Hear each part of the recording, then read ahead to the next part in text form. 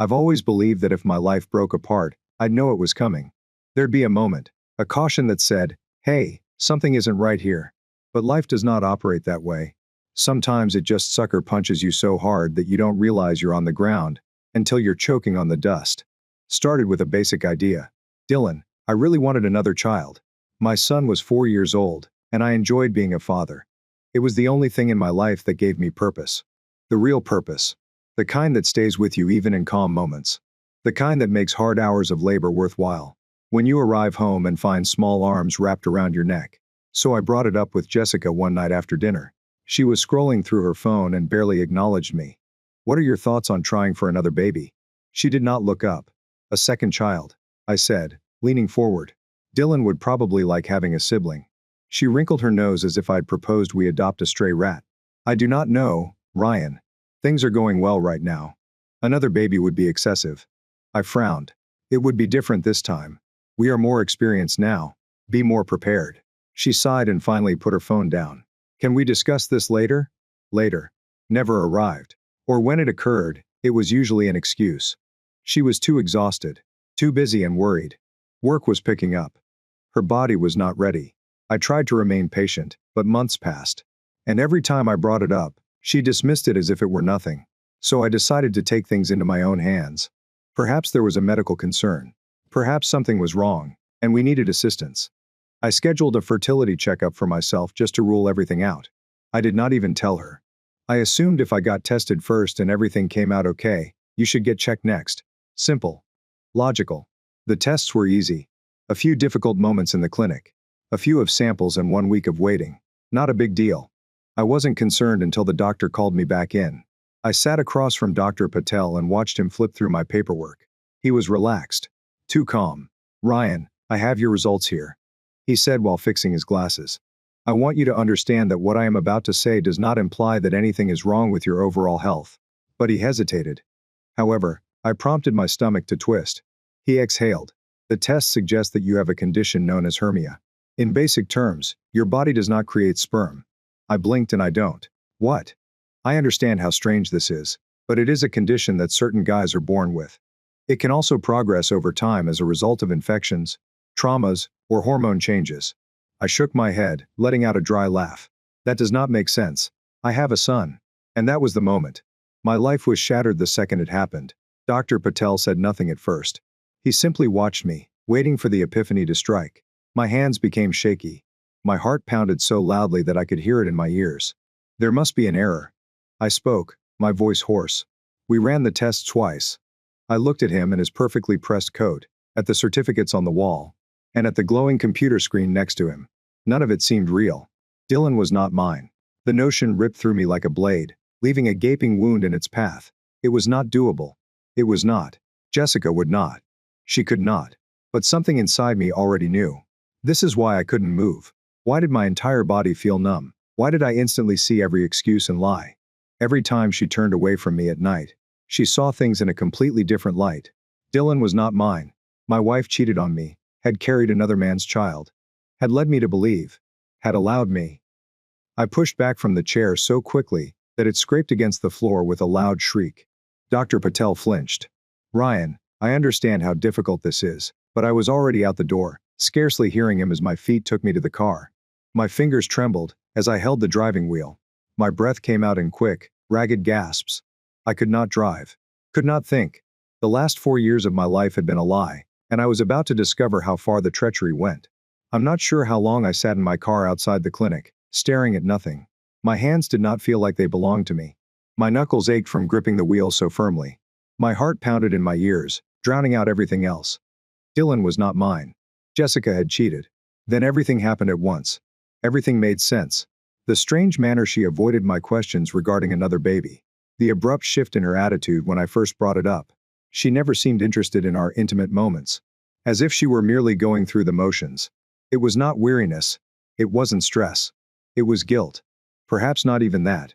Perhaps she did not feel guilty at all. A flash of rage erupted within me. It was hot and suffocating. I pulled my phone out of my pocket and navigated to Jessica's name. My hand lingered over the call button, but I paused. I couldn't do this over the phone. I needed to see her face. I needed to watch her lie to me. I put the car in drive and rushed home. The outside world obscured my eyesight. Tunneling. It felt like I was racing on pure adrenaline, like my body had gone into automatic survival mode. By the time I turned into the driveway, I had almost completely forgotten about the drive. Jessica's automobile was there. She was at home. Good. I slammed the car door shut and stormed in. She was in the kitchen, leaning against the counter, holding a cup of coffee. Her brows furrowed as soon as she spotted me. "Ryan," she replied, perplexed. "What are you doing at home so early?" Her voice, her nonchalant tone suggested that nothing was wrong, like she wasn't lying or cheating. I swallowed the wrath and clawed at my throat. "We need to talk." Jessica's body straightened suddenly as she became aware. "Okay. What's happening?" I approached her near enough to observe the small twitch in her left eye. The same twitch she had whenever she was nervous. But, was it nerves or fear? I was afraid I would find out. I took in a slow, shaky breath. "I saw the doctor today." Her lips parted slightly. "Doctor, why are you okay?" I ignored the question. I was tested for a fraction of a second. So quickly. I nearly missed it. Her whole expression transformed. Her lips pulled together in a narrow line. Her eyes shot to the side, and the flare of panic vanished in an instant. I saw it. She knew. She knew. What was tested for? She inquired attentively about fertility difficulties. I spoke with a stone-like voice. "Because we've been trying for a second child and nothing has happened." She gave a forced, anxious laugh. "Ryan, that is. Why haven't you told me? You should have." Turns out, I cut her off by coming closer. "I've got a condition. Is all sperm. It indicates I do not make sperm." There is no more sound. Jessica did not even blink. I studied her face, looking for anything. A crack, a trace of remorse, a glimmer of regret. But there was nothing. She stood as still as a statue. Her coffee cup has frozen in her grasp. I continued, my voice trembling. "That means I could not have gotten you pregnant." Another pause, followed by an unbelieved plea. She gave a tiny breathy laugh.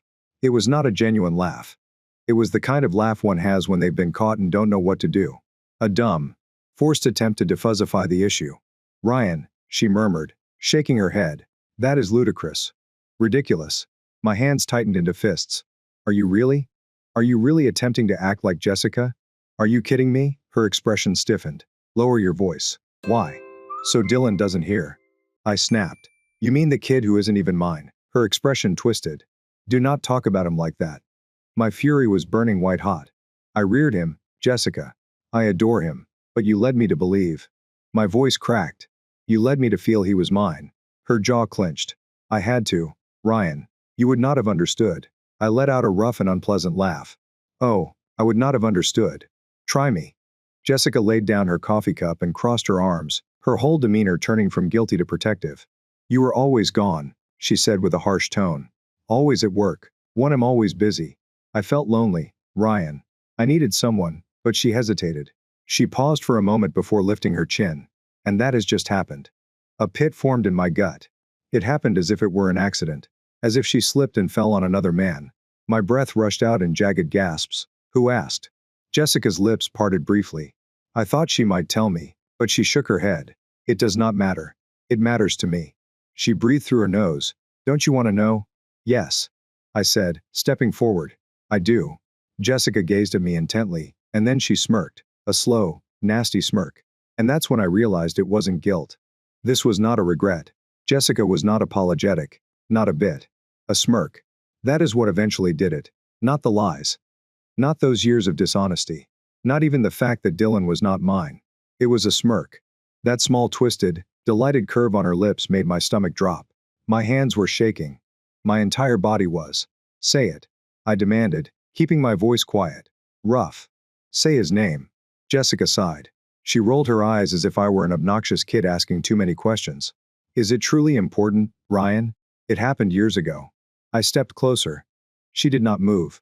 Did not flinch. She just stood there watching me as if this were a game. "You had another man's baby and let me raise him. And you're standing there pretending as if this is nothing." My voice cracked at the final syllable. Jessica crossed her arms. "Dylan is yours. You reared him. You love him. Why is biology important?" I stared at her, barely breathing. What does my voice shut off as absolute rage flows through me? "Are you out of your mind? Jessica, you took my choice. You have lied to me every day for years." She exhaled sharply, as if I were the one acting ridiculous. "I didn't tell you because I expected you to respond like this." I gave out a sour laugh. Oh. I apologize. Did you expect me to just say thank you for tricking me? Jessica's expression stiffened. I expected you to handle this as an adult. My vision turned crimson. I turned away, placing my palms against my face, trying to breathe and think. But it was impossible. My world was spinning too quickly. And every time I tried to grab something, I kept going back to the same horrible reality. She never loved me, not really, because if she did, if she had even the smallest amount of love or respect for me, she would not have done this. I made myself look at her again. Who is he? Jessica tilted her head. Why would you want to know? What difference does it make? I tightened my jaw so tightly that it hurt, because I deserve the truth. She took a moment to study me before shrugging slowly and lazily. She said, fine. Do you truly want to know? I nodded and braced myself. She smiled, not an uncomfortable smile, nor a guilty smile. A smug one. Do you know him? The words crashed into me like a train. I went completely still. Completely still. Jessica's smile grew, as if she was enjoying it. Want to make a guess? She inquired, her tone sickly sweet. I could hear my own breath. My pulse was pounding in my ears, ragged and irregular. My brain scrambled for solutions. Running through the individuals we know. She interacted with some men, and then I knew. I know it hit me so strongly that my knees almost crumbled. Oh, my God, I whispered. Jessica laughed gently. There it is. I stumbled back one step. My stomach twisted. No. She tilted her head. Yes.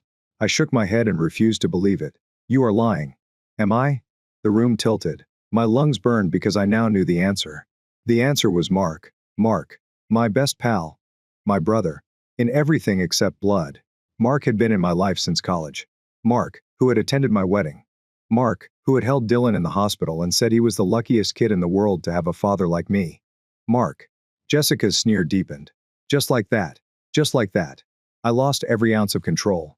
Something inside of me cracked. Not in a gradual, daunting realization kind of way. Not in a way that allows you to internalize it and feel the weight of betrayal. No, this was something savage, raw and animalistic. An outburst of rage so fierce that my eyesight turned white. I moved without even knowing what I was doing. Jessica was standing there for a brief moment. Her lips curved in that filthy, satisfied little sneer, and my hand slammed against the kitchen table with such force that the coffee cup she'd set down broke. Mark. The sound that emerged from me was not even human. Jessica flinched. For the first time, she flinched, but only for a second before recovering. She rolled her eyes. Oh, don't be so astonished.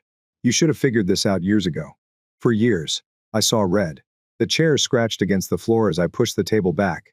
In 3 steps, we're becoming closer together. My entire body was shaking. My heartbeat is pounding in my ears. You slept with my best friend. I said it in a dangerously low voice. You had his child and allowed me to raise him.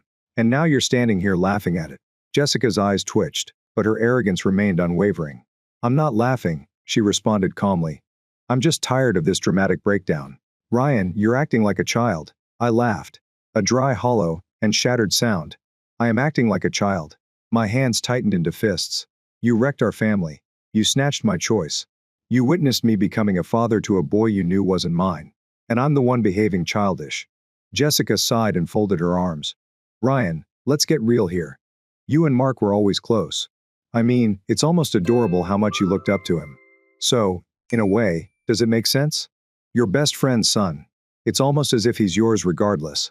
My breath got locked in my throat. Did she really just say that? Something within me fractured. I moved away so quickly that I almost knocked over a chair. I needed room and air. I could not look at her. I couldn't breathe the same air as her, without feeling like I was about to burst. But then I thought about Dylan. Dylan, sweet and innocent, had no idea. Dylan called me Dad. Dylan, who had fallen asleep on my chest more than I could count. Who had grieved for me when he scraped his knee. And who said, I love you, Daddy, every night before bed. And the understanding struck me like a truck. I do not care who his biological father is.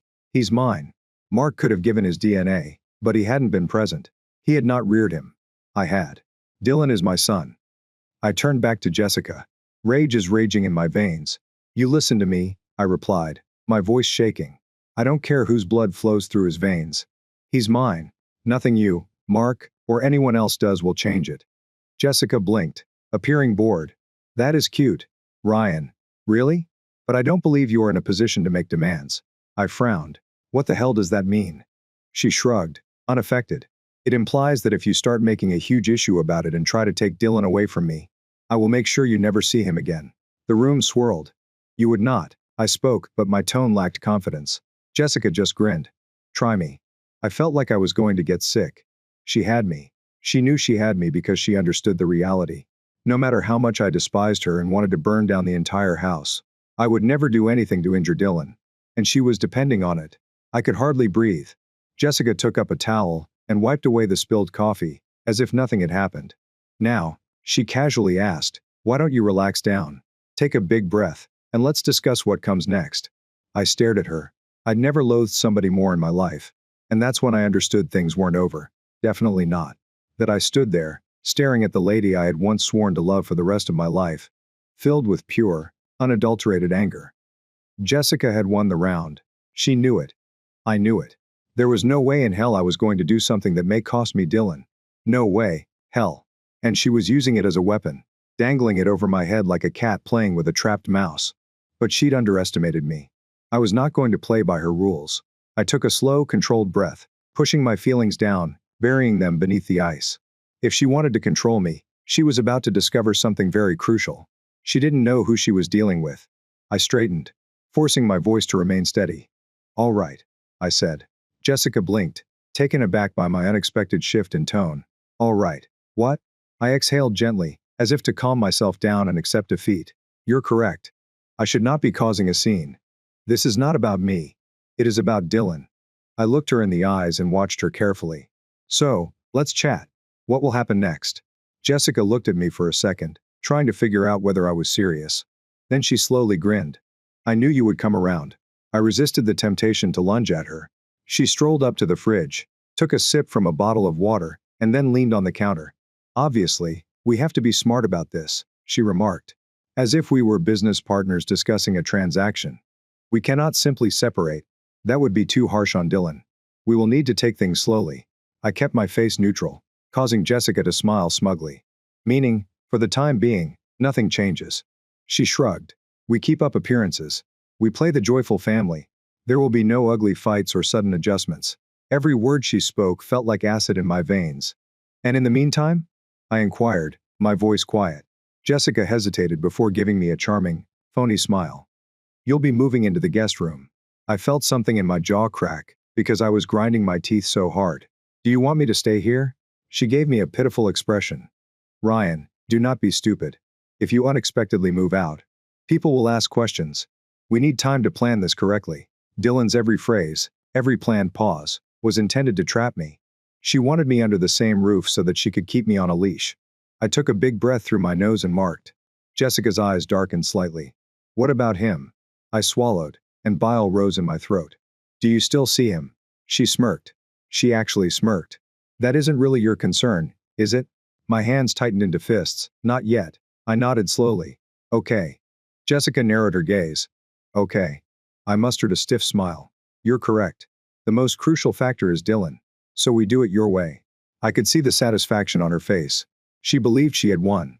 She had no idea. Since while she was gloating and drinking her water like a queen who had just regained her kingdom, I was already plotting my next strategy. She assumed I was a defenseless, broken man. She believed she could dominate me. She assumed I'd just accept it like a pitiful wimp with no spine. She was completely wrong. I gave her one final look before turning and walking out of the kitchen. She did not stop me. They did not call after me. She felt she had just put me in my place. But she couldn't realize, that she had just committed the worst mistake of her life. Because I was not leaving. I was not going to scream, beg, or fight the way she expected me to. I intended to ruin her gently, carefully, and thoroughly. I left that kitchen feeling like a man possessed. My pulse had slowed. My breathing had evened out. And for the first time since this nightmare began, I wasn't filled with wrath. I was running with cold, calculating purpose. Jessica believed she had broken me. She assumed I was going to roll over, sleep in the guest room like a sad loser, and let her decide how this went. But here's the issue with snakes. You don't cut off someone's tail and expect them to die. You crush their heads. And I was going to shatter Jessica's. But first, I needed to be smart. I took out my phone and did something I never imagined I would have to do. I phoned a lawyer. Not just any lawyer. Ben Keller. Ben was a divorce attorney, one of the best in the state, and, More crucially, someone I'd known for years. I coached his son's soccer squad. We had beers together. He liked me, and I would need that advantage. The phone rang twice before he picked up. Ryan. What's up, man? I swallowed, feeling bitterness rise in my throat. Hey, Ben. I need to talk urgently. This is about Jessica. There was a slight delay. H*T. How awful is it? Bad. Ben exhaled via his nostrils. All right. My office is open tomorrow morning at 9 a.m. I nodded. Even if he was unable to see me, I will be there. I hung up and slid my phone into my pocket. One step down. Then I needed evidence. Jessica had just admitted to her affair. Not in writing, but still. If I could get her to say something else, something I could record, I'd have a leg up. As long as I was involved in the conversation, I was aware of our state's laws. I could legally videotape her without her knowledge. So I opened the voice memo app on my phone, pressed record, and slid it into my pocket. Then I headed back downstairs. Jessica was now in the living room, swiping through her phone as if she had no care in the world. As if she hadn't just ripped my existence apart and spat on the remnants. I paused in the doorway, watching her for a moment, trying to keep my voice quiet. I've got one more question. She looked up, annoyed. What happens now? Ryan? I tilted my head. Does Mark know? Jessica frowned. You know what? That's what I know. Her lips parted slightly. She then lied, which did not surprise me at all. Ryan, Mark is not even here. I gave a harsh laugh. Don't. Please don't. I took a step closer and lowered my voice. Do you think I don't know you by now? Every time you lie, you hesitate. Just like you did right now. Jessica shut her mouth, her jaw stiffening. I made another step ahead and will ask again. Does Mark know that? I understand. Jessica held my eyes for a long time. She finally groaned and slumped against the couch. Not yet. I tightened my fists to prevent from smiling. Because now I had her voice on tape, admitting not only the affair, but also that Mark, my best buddy, was still unaware, which provided me an advantage. I let out a slow breath. All right. Jessica lifted an eyebrow. All right. What? I gave her a faint, tight smile. All right. I will move into the guest room. She was beaming, as if she had just won some strange game. Good. See? I knew you would come around. I feigned a chuckle. Yes, you recognize me. However, she didn't. Because the moment I turned around and walked away with my recording safe in my pocket, I was not thinking about the guest room. I was thinking about Mark, and how I planned to damage him next. I did not sleep that night. Couldn't. Not in the guest room. Not under the same house as her. Jessica went to bed as if nothing happened. As if she hadn't just ripped apart my entire life, and walked away unscathed. She probably assumed I was lying awake, curled up in my small loser bed, lamenting the demise of my marriage. But I wasn't in mourning. I was planning. The first step had been to secure the lawyer. The second step had been to videotape Jessica's confession. It was time for the third mark. I had two options. I could approach him, toss the recording in his face, and watch his world disintegrate just as mine did. But that was too simple. He deserved worse. He deserved to experience every ounce of betrayal I felt. I took up my phone and scrolled through my contacts to find Amanda Carter. Amanda, Mark's wife, and I had never been close, although we got along well at barbecues, birthday parties, and double dates. She was always courteous, lovely, and the ideal wife and mother for their two children. And now I was ready to disrupt her entire existence. I paused for half a second before pressing call. She picked up on the third ring. Ryan. Hey, what up? I swallowed the lump in my throat. Hello, Amanda. Sorry for calling so late. Are you alone? There was a pause. Yeah, Mark is out with some friends. Why? Of course, he was out with his friends. Probably texting Jessica from under the table, laughing at how easily I had fallen. I tightened my grasp on the phone. I need to speak to you in person. Amanda paused. Ryan, you are terrifying me. What's happening? I exhaled. I wouldn't be phoning you like this unless it was important. But, believe me, you're going to want to hear this. Another pause, followed by a softer voice. Come over. I had already grabbed my keys before she finished speaking. Amanda lives 20 minutes away, but I got there in 10. My heart hammered as I drove into their driveway. My mind was racing with all I was about to tell her. What if she doesn't believe me? What if she turned against me instead of Mark? Now I had the recording. More than that, I knew the truth. I walked up to the door, palms clammy, and knocked twice. Amanda opened it very immediately. She wore an oversized hoodie and tights. Her brown hair was tied into a sloppy bun. Her expression was exhausted, bewildered, and anxious. She stood aside.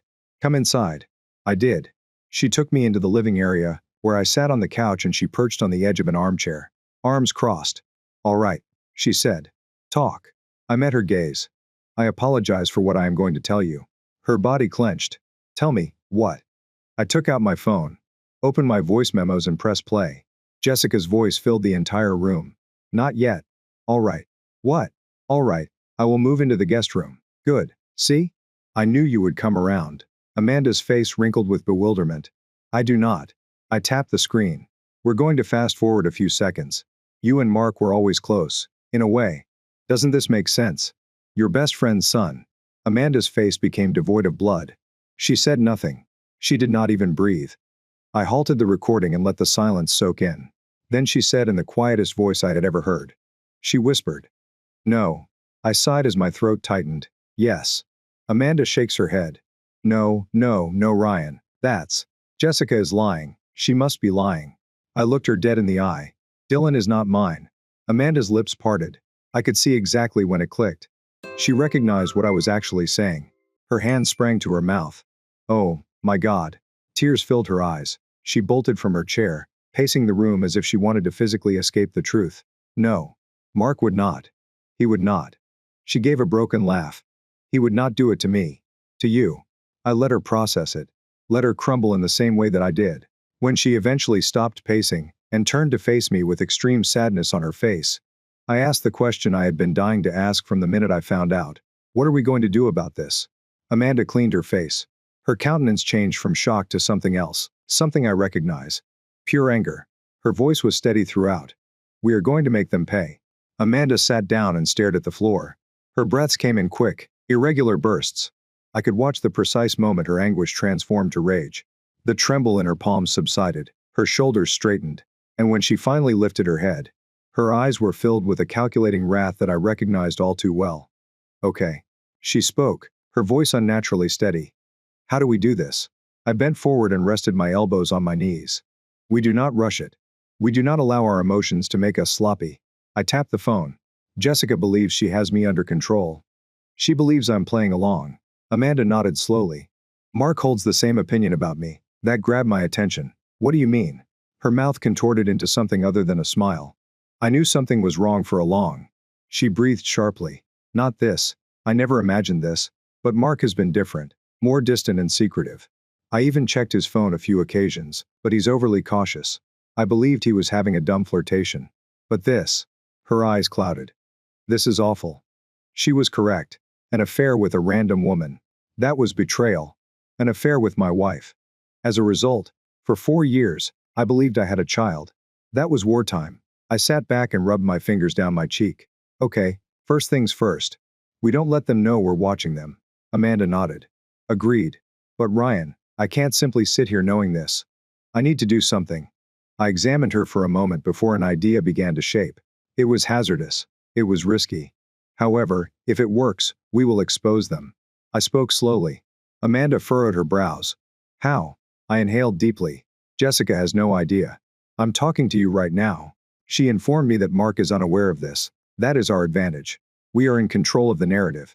Amanda's eyes blazed. We set them up. I nodded. We make them comfy.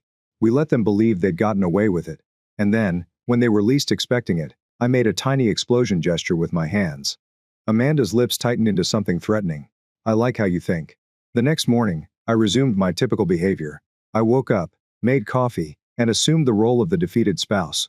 Jessica entered the kitchen in her silk robe, stretching like if she'd had the nicest sleep of her life. Morning. She said, taking a cup. Morning. I muttered, my eyes fixed on my phone. She smirked. I was thinking that we should take Dylan to the park today. Maybe eat some ice cream afterwards. Keep things feeling normal. I tightened my jaw. Normal. Right?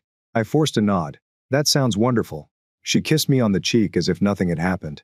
As if I were her faithful little puppet, dancing on her strings. I swallowed the bile in my throat. She had no idea. That afternoon, Jessica and Dylan played in the park. I caught up with Amanda again. We sat in her car, which was parked outside a cafe. Going over the plans. Jessica and Mark are still meeting up, correct? I asked. Amanda nodded. They always have time. Mark works late on Thursdays. Or so he tells me. Her voice was filled with hatred. I checked his calendar. He has a meeting set for this week. I wager my life that it's her. I exhaled. Perfect. Amanda turned to face me. Ryan. I must see it with my own eyes. I met her gaze. So did I. We caught them in the act. I said. We make it impossible for them to fake their way out of it. Amanda's jaw tightened, and I let out a deep, sinister chuckle. Then we annihilate them. She nodded, eyes flashing. We only had one chance to wreck their lives in the same way that they had ruined ours. And we were not going to waste it. Thursday couldn't arrive fast enough. Every second that passed felt like more fuel added to the inferno that was already burning inside me. Jessica's phony smiles. Every casual text I saw her send while she assumed I wasn't looking. Everything pushed me closer to the edge, but I kept it in. Because the longer I played the character of the dutiful fool, the more comfortable she became. And that is just what I needed. Amanda and I sat in my car on Thursday night. Parked a block from the hotel Mark had marked on his secret calendar. Room 214. Jessica had informed me that she was going out with friends. Mark had informed Amanda that he had a late meeting. They actually thought we were that stupid. Amanda grabbed her phone so tightly that her knuckles became white. What if they aren't here? Yes, they are. My voice sounded flat. She was virtually ecstatic throughout the day. She believes I'm totally broken. Amanda let out a hard breath. I'm not sure how you handled it. I smirked because I knew what was coming. Her lips twitched, and then, as if on cue, Mark's automobile entered the parking lot. We both froze as he stepped out. I looked around and went inside. I looked at Amanda. You ready? She breathed sharply and then nodded. Let we conclude this. We gave them 15 minutes. Allow 15 minutes to feel comfortable. 15 minutes to believe they were safe. And then we walked inside. The hotel lobby was quiet, with the receptionist scarcely looking up as we passed the hushed elevator ride. Every floor ding felt like a countdown till impact. When we got to the second floor, Amanda turned to me. Let me go first. I'm hesitant about it. I need to, she muttered. I clenched my mouth and nodded. She walked closer, extending a shaky hand, and knocked. First nothing, then footsteps. And finally Mark's voice. Have you ordered room service yet? Amanda's eyes became dead. The door swings open. Mark stood there in just his pants, his belt undone. His hair was tangled, his skin inflamed, and when he saw Amanda, his face crumbled. Oh, Amanda did not even blink. She shoved past him. I stepped in immediately behind her. Jessica stood next to the bed, dressed only in a hotel robe. Her face had lost its color. Her mouth opened and closed, then opened again. And then the deception began. Ryan, it isn't what it seems. I laughed. A chilly and harsh sound. Not as it appears. I pulled out my phone, pressed record, and pointed it at them. Then explain it to me, Jess. Jessica's eyes widened. Mark lurched back and ran a hand through his hair. Ryan, listen, guy. No, Amanda's voice was icy. You don't get to speak. You don't get to say a single word. Mark's mouth jerked shut. Jessica's gaze flew between us, calculating and looking for a way out. Look at us. Okay, this isn't new. It's been going on for a long time, but nothing changes. I stared at her. It does not. Her lips contorted into something horrible. Ryan, you were never enough for me. Not physically, emotionally, nor financially. And, Mark. He gave me everything. You could not. Amanda gasped gently, like if she'd just been stabbed in the chest. Mark whirled on Jessica. What's with the asterisk, Jess? Shut up, Mark. She snapped. Do you think I would ever leave Ryan for you? You were simply a delightful little escape. You were never going to be more than that. Just like that. She turned against him. Amanda gave a loud laugh and shook her head. You are simply unbelievable. Jessica shrugged and smirked. It's what it is. I sighed softly and then turned to face Mark. Want to know the best part? He gulped heavily. What? I moved closer, my voice lowered to a whisper. She told me everything, Mark, before I even arrived. His features twisted. What? Jessica's smirk wavered. I leaned in just enough so he could feel the hatred oozing from my words.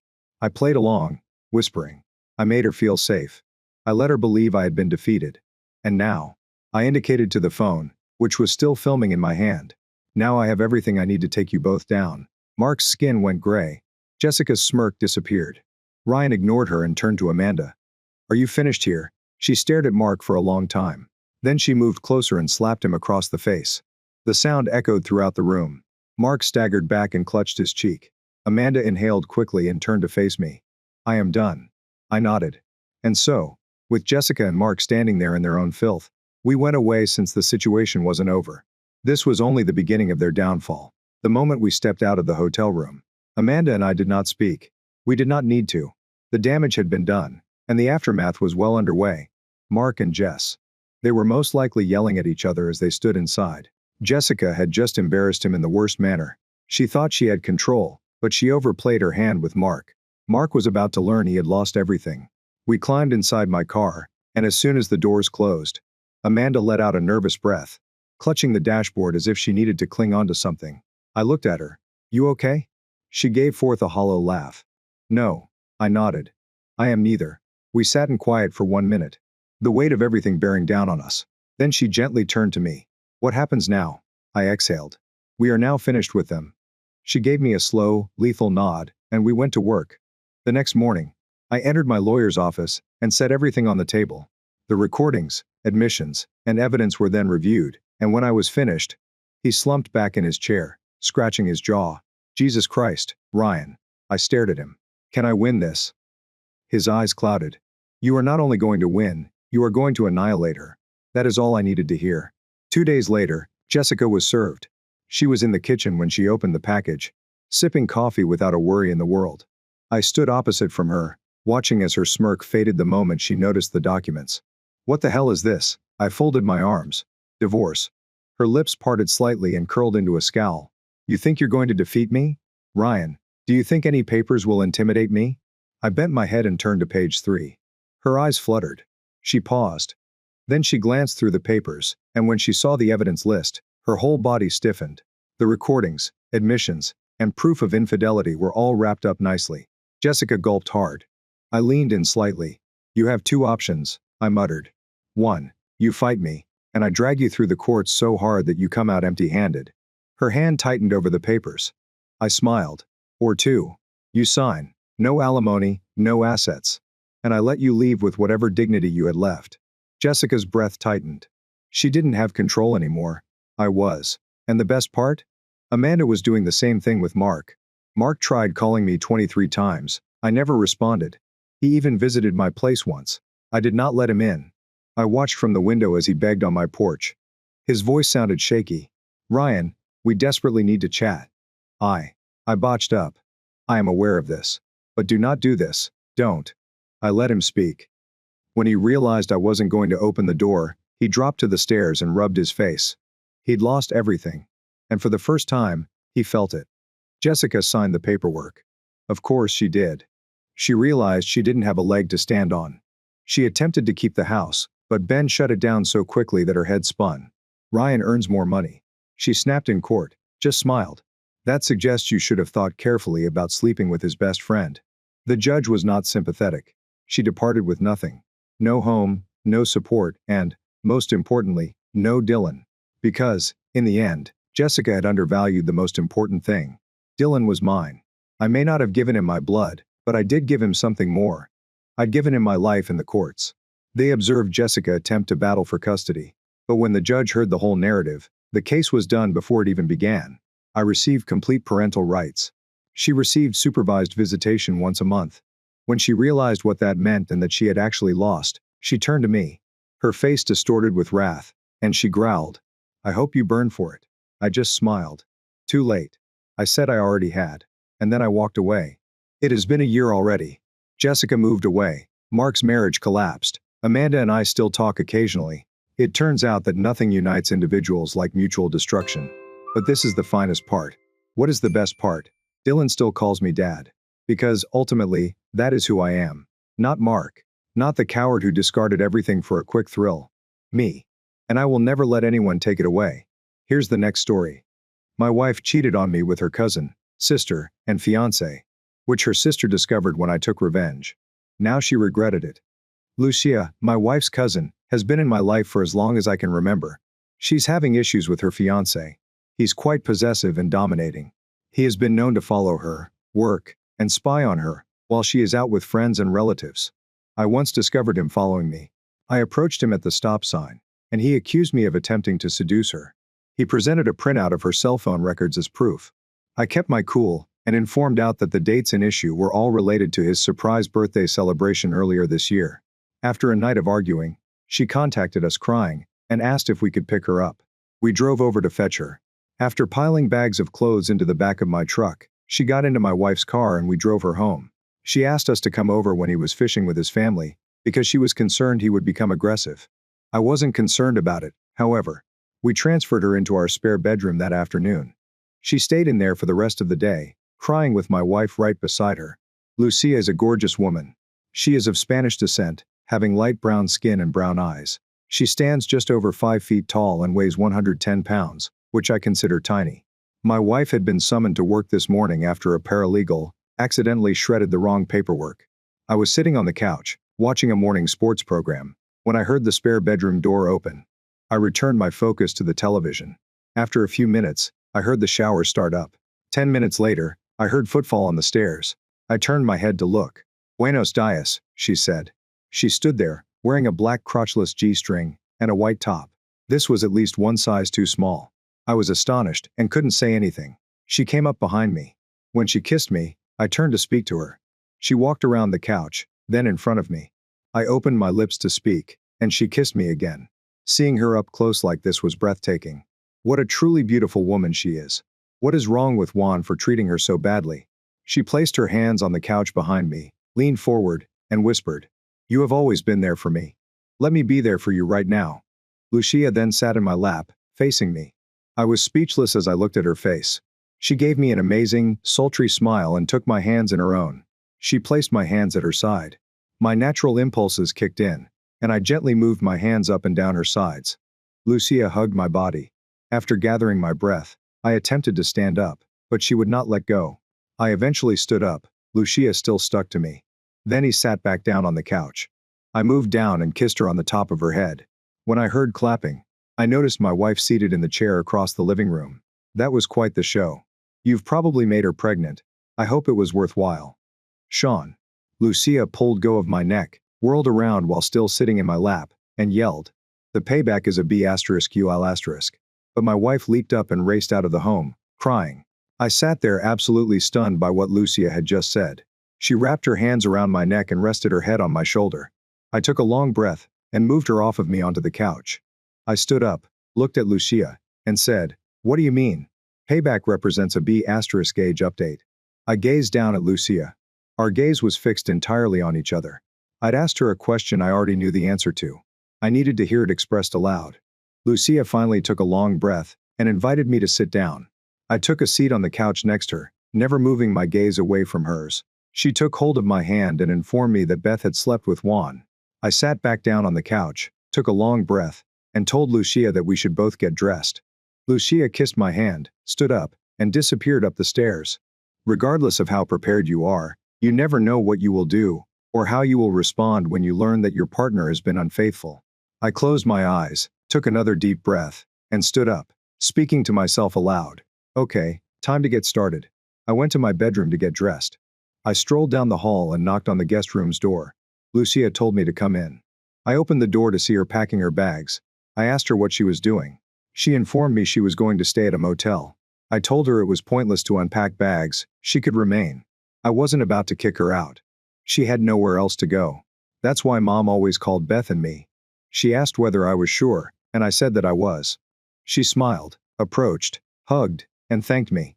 I kissed the top of her head and said she was welcome. I went down to the living room and grabbed my cell phone. I leaned on the back of my couch and called my lawyer. He responded on the third ring and inquired why I was calling on a Saturday. I responded with 2 words. It is time. I went back up to inform Lucia that I was leaving and locked the doors behind me. I instructed her that she was not to let anyone in this house, except myself or Beth. She inquired when we were going to discuss. I told her we'd chat when I got back. She placed her hands over her mouth and nose, closed her eyes, and whispered, "Okay." She advised me to be cautious and avoid getting myself into any problems. I laughed and said, "What's the fun in that?" Lucia approached me, placed her hands on my chest, and whispered, "Please, come home safely." I grinned down at her and responded, "Bring something home for the stage." She slapped me across the breast, smiling and laughing. "Why haven't you told me? Do you know Spanish?" she asked, placing her hands on her hips. "You never asked." I answered, exiting the bedroom door. I took the keys to my truck and drove off. 15 minutes later, I pulled into my attorney's parking lot. He greeted me at the door with a cup of coffee and a handshake. I followed him inside, past the little lobby, to his office. I sat down in the chair in front of his desk. He strolled around to his chair, sat down, and took 4 manila envelopes from his desk. He gave me the first one. I peered inside and realized what it was. I was pleased with the material. He handed me the second envelope, which had my name and a red tag on it. He informed me that these were divorce papers. He handed me the third envelope, which had a blue sticker on it. He told me that those were separation papers. He then handed me the fourth envelope, which had a green label on it. He informed me that there were post-nuptial agreement documents. I went through all 3 envelopes on his desk. My attorney placed his palm on the packet with the green sticker and stated, "Sean, these are the papers I prefer to file." I told him that I had not decided where I was going. I stood up to shake his hand and depart. My cell phone rang. I recognized Lucia from the ringtone. I answered the phone, and she informed me that Juan was sitting outside in his car across the street. I asked if he came to the door or attempted to enter. She said no, he's just sitting outside. I told my attorney what was going on and asked him to accompany me home. He agreed. I instructed him that when he arrived, he should park in a neighbor's driveway, rather than near me, and that he should film everything on his phone. Update 1. My attorney parked into my neighbor's driveway first, then I pulled into mine. As I turned off my truck, I noticed Juan approaching the end of the road. I stepped out and asked him what he was doing here. He paused near the tailgate and inquired as to whether Lucia was present. I informed him that she was, and she did not want to see or talk to him right now. He asked me why. I leaned against the door and replied, "Because you ducked my wife and she discovered it." He took a couple steps back, putting some distance between us. He grinned and opened his mouth to respond, but Lucia walked up beside me and warned him to leave and never speak to me again. "We've finished." Juan was attempting to sweet-talk her into returning home with him. This was a mistake. We'd been drinking. It meant nothing, etc. Lucia didn't budge. I looked over to my attorney, who was standing beside his car with his cell phone, documenting everything. Finally, my attention was drawn back into their discourse. When I hear Juan say, "You know you'll miss my love. I am in high demand," Lucia began giggling and replied, "Sean has a bigger one and ducked me." "So good." I cried. Juan looked at me, and I simply smiled. He called me, and his asterisk hole and charged at me. He raised his hands and told me he was done. I took 2 steps back, giving him plenty of space to stand up. Juan stood up, leaned against my truck, and held his face. Lucia had her hands on her hips and said, "If you knew anything about Sean, you'd know he was a Silver Gloves winner. You're lucky he's being polite. Now get out of here before I contact the police." Juan stood up and proceeded toward his car. Lucia and I watched him pull out and drive away. My attorney approached us and informed me that he had captured the entire event on video and would transfer it to a file. Once he returned to the office, I shook his hand, thanking him for his assistance. He joked, "Add to my bill," as he walked away. Lucia gave me a hug, thanked me, and kissed my cheek. I said she was welcome. I opened the door of my truck. She informed me that Beth was inside, waiting for me. I turned around to ask her where her car was. She had pulled it into the garage rather than leaving it in the driveway. I asked Lucia if she and Beth had fought. Lucia said that Beth was upset with her, but they were chatting. Beth was terrified to go outside with Juan here. I looked around the house and noticed Beth peering out the drapes. I told Lucia to go inside because I needed a minute to gather myself. She said okay and walked in. I reached inside my van and collected all 4 envelopes. I shut the door, leaned against it, took a big breath, and counted to 10. I did that 5 times in a succession, till I calmed down before walking into my house. I wasn't sure how this was going to go, but I knew I had everything I required. When I came inside, I spotted Lucia and Beth seated on the couch. So I sat down in the chair. I could tell Beth had been crying. Her makeup was smudged and runny. Lucia was sitting there, hands in her lap. I put the first manila envelope on the table and instructed Beth to open it. She saw it as a dangerous snake that would bite her hand if she touched it. She picked it up, opened it, and peered inside. She then glanced at me and began to cry. "I'm very sorry, darling. We were both drunk, and it simply happened." Lucia leaned forward, first at Beth, then at me, and last at the envelope in Beth's hand. She kept trading glances at both of us. She inquired if she should leave. I told her no. She is invited to remain. She inquired if we wanted privacy. Beth said yes, and I once again said no. Beth stared at me and suggested that we discuss our difficulties between ourselves. I stared at her and yelled. It became her concern, too. "When you ducked, Mr. Hogan," Lucia burst out laughing at my remark, and Beth simply placed her head in her hands and cried. "Beth, dump the envelope," I replied calmly. She looked up at me, surprised. I repeated myself. She gave up and dumped the items over the coffee table. Lucia picked up the plastic Ziploc bag and said, "Are these?" That's all she said before I interrupted with Beth's panties from the night. "I'm really sorry, Sean." Beth wailed. "It wasn't even very delicious, and I quickly regretted it." "They are cute," Lucia murmured, peering at them from the rear. "Why are you wasting them on Juan? I definitely wore them." "I wanted to surprise him when we got home," Beth said, wiping her eyes. After a few seconds, Lucia realized what was happening. "Did you know all along?" I simply smiled and responded, "Of course I'm not an idiot. I removed them when I placed you in bed, Beth. Because you were passed out intoxicated." Beth continued saying she was sorry. Lucia looked at me and smiled. I sat calmly, looking at each of them. Lucia broke the ice. "Beth, will you calm down?" He knew the entire time and did not leave straight away. "You have an opportunity here." Beth raised her head to look at me. Her eyes were wet and wide open, and she looked at me with hope. I just stared at her, not saying anything for a few seconds.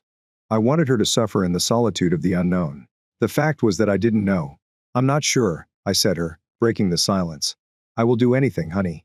Beth said, "If you knew the whole time, you'd know how sorry I am. You used me." Lucia responded with a smile on her face. "Lucia, you seduced me. I just did not fight it." Beth responded with wrath in her voice. "You said you forgave me and would not go after him. I've changed my mind. I have heard you talk about him for years. When I or anyone else needs assistance, he is always available. I cannot believe you tossed it away for Juan." Lucia spoke to Beth. "I had been drinking. I didn't even get home before passing out. I had heard enough. It was time for me to step in. Look here, ladies. After you cheated on me, Beth, I wasn't going to turn down Lucia when she threw herself at me." Beth gasped, and Lucy laughed. I threw the last 3 envelopes on the table. Beth and Lucia both stared at them. Neither of them expected it. These envelopes contained divorce papers, separation documents, and a new post-nuptial agreement. "Which one do you want?" "No, no. Sean, I love you. I do not want to." I interrupted Beth. "I won't even start making a decision until Monday. I had plans for this weekend." "Thank you, sweetheart. I swear I'll make it up to you until the day I die," Beth said, beaming. I shifted my focus from Beth to Lucia, saying, "Lucia, get an asterisk, cat." Lucia smiled widely and took off. Beth wailed, "Beth, you can either sleep on the couch or see your folks. But I intend to exact revenge on you and Juan. You have previously ducked her." Beth whimpered, "You got revenge. Once is getting even. Revenge happens twice. Beth, why don't you join us in the mornings?" Beth gazed at Lucia. Then she stared at me. She grinned and asked, "Why wait?" I grinned and thought to myself, this is going to be a wonderful weekend. Thank you for listening to today's stories. If you enjoyed listening, please like and subscribe if you haven't done so already. Also, leave a comment below to share your thoughts on what happened. Take care.